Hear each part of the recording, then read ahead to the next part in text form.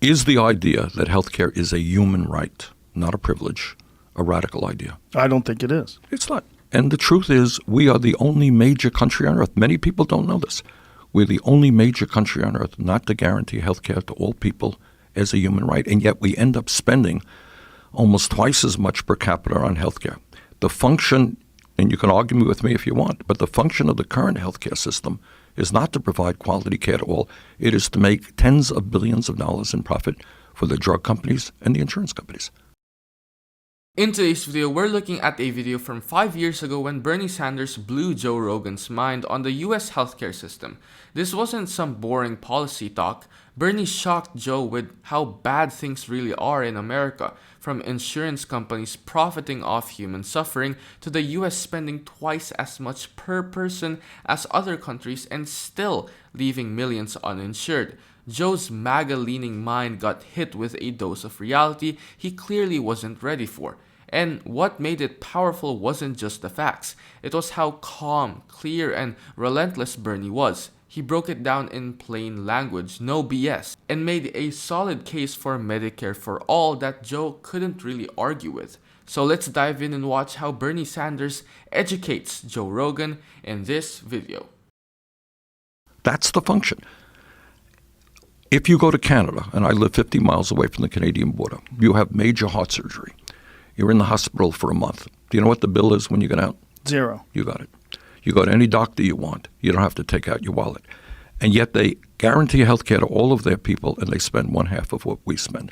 That's kind of what I want to do. And I don't think that that's terribly radical. We have a program now, which everybody knows. It's called Medicare. It was started by Lyndon Johnson back in 1965. It is a popular program.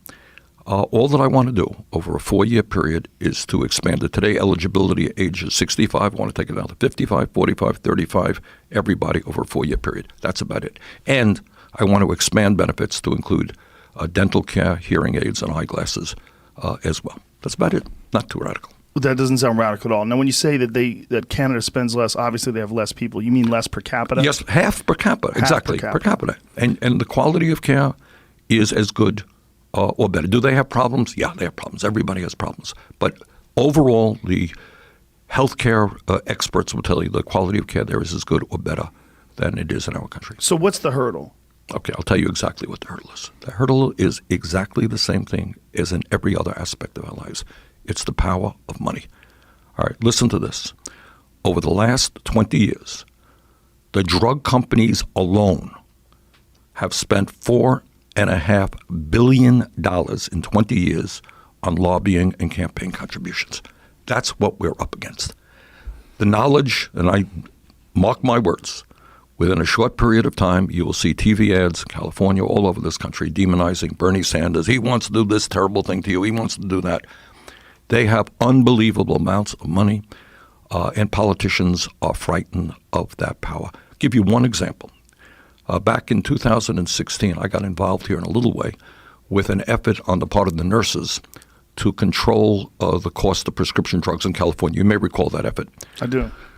It was a ballot item in one state here in California. Do you know how much the drug companies alone spent to defeat that effort? They spent $131 million on one ballot item in one state. All right. Last year, the top 10 drug companies made $69 billion. A week ago, I went to Canada with a number of Americans who are dealing with diabetes. We bought insulin in Windsor, Ontario for 1/10 the price, 10% of the price. Same exact product being charged in America. Now, Bernie brings up Canada, how people can have major surgeries, stay in the hospital for weeks, and walk out with zero medical debt. Meanwhile, in the US, millions still go bankrupt over basic care. And yeah, some folks love to say Canada has problems too, but per capita, they spend half of what the US does and cover everybody. That's not an opinion, that's fact. Now, fast forward to today, what's changed? Well, not nearly enough. Since that podcast, we've seen prescription drug prices rise by over 30% in many categories. Medical debt still affects over 100 million Americans. The US did get a few wins though, like the Inflation Reduction Act, which finally allowed Medicare to negotiate drug prices on a small scale. And the insulin price cap for Medicare patients? Huge. But that's just one step. Meanwhile, Big Pharma is still spending obscene amounts of money on lobbying, over $377 million in 2022 alone, a record high, and health insurance CEOs still taking home tens of millions while people delay care because they can't afford it.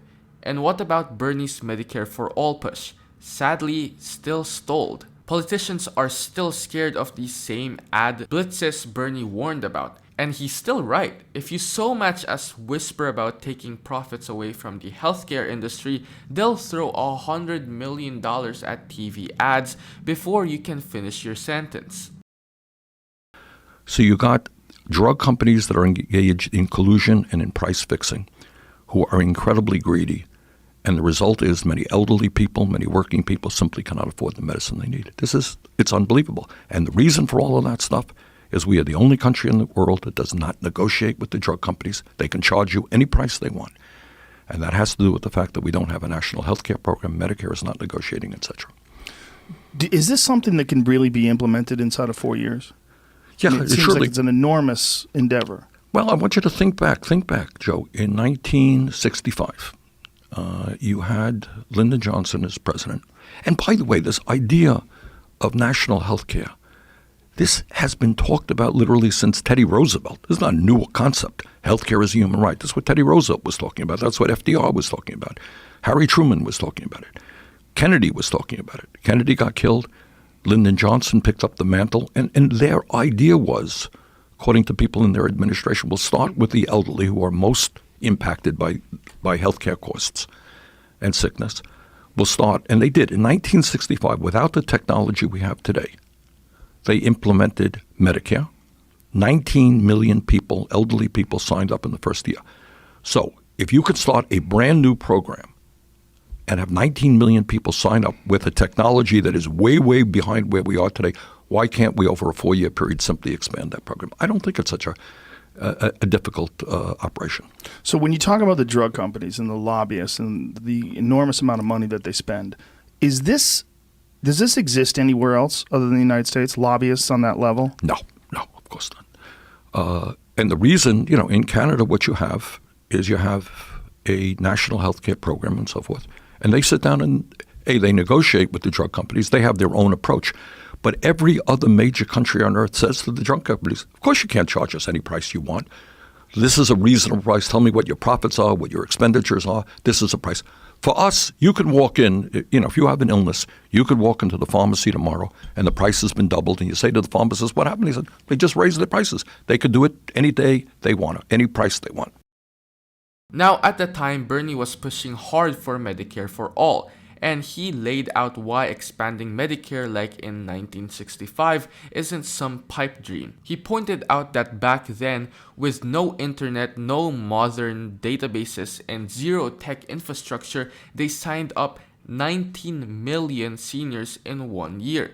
And now we're supposed to believe we can't gradually expand that with all the tools we have? Come on. A few things have barely improved, but if you're under 65 and uninsured, you're still paying hundreds. Meanwhile, the bad stuff's still bad. Drug companies are still charging outrageous prices. In 2023, the average price hike across the board was nearly 5%, with some drugs increasing by over 10%.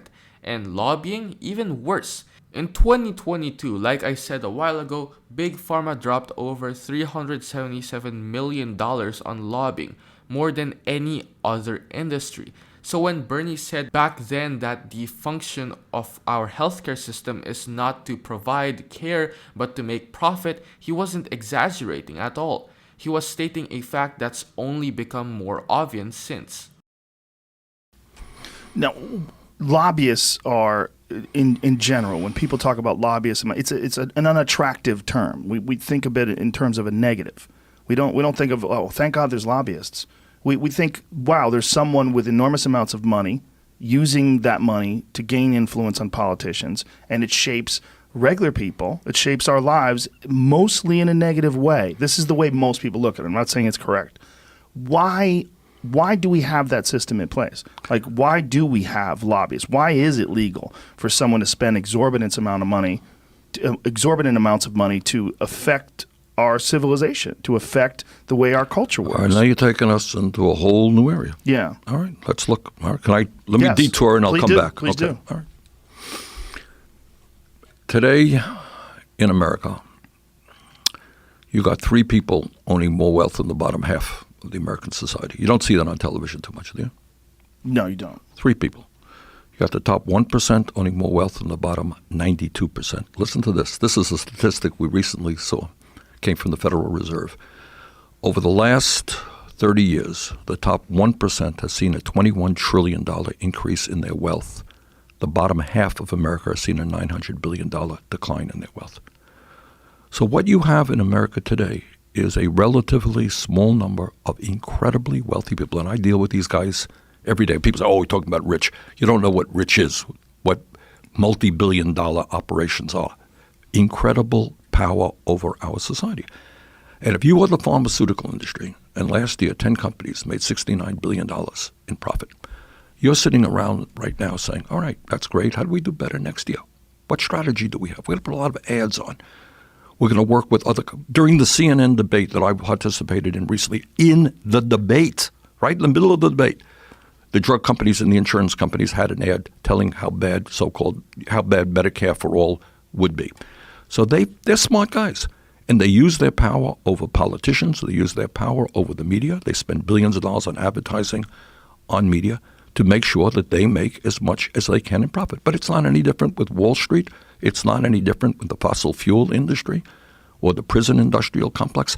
These guys have wealth, they have power, and they could care less about the needs of working people in this country. And that's the dynamic of American politics right now. And in our campaign, look, we're taking them all on. And I know it makes a lot of people uncomfortable. But we are taking on all of these entities and all of their wealth and all of their power. And that's what a political revolution is about. Joe asked the right question too. Why are lobbyists even allowed to dump exorbitant amounts of money into influencing policy? And Bernie broke it down. It's not a glitch in the system, it is the system. Whether it's Big Pharma, Wall Street, fossil fuels, or even private prisons, these industries spend billions to protect their profits, while most people are struggling just to stay afloat. Now, have there been improvements since then? I mean, a few. Medicare can finally negotiate drug prices on a limited scale, and insulin is capped at $35 if you're on Medicare.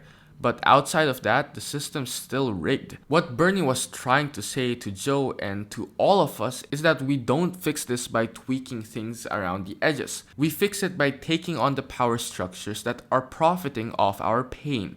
And 5 years later, if anything's changed, it's that more people are finally starting to see just how right he was. 5 years ago, Bernie Sanders laid out exactly how corporate greed and lobbyist money have hijacked our healthcare system, and honestly, it's aged like a prophecy.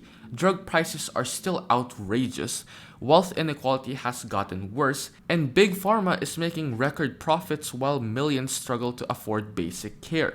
Bernie wasn't being radical, he was being real. And now, more than ever, it's clear he was right. Pause. Are you getting tired of getting half the story from biased news sources? One outlet says one thing, and another says the complete opposite. How are you supposed to know what's actually true? That's where ground news comes in. It lets you compare how different media outlets, left, right, and center are covering the same story. So you can see the full picture instead of just the echo chamber. And here's the best part. Click the link in the description and get 40% off the Vantage tier, which gives you even deeper insights into media bias and political trends. Stay informed, think for yourself, and check out Ground News in the description down below.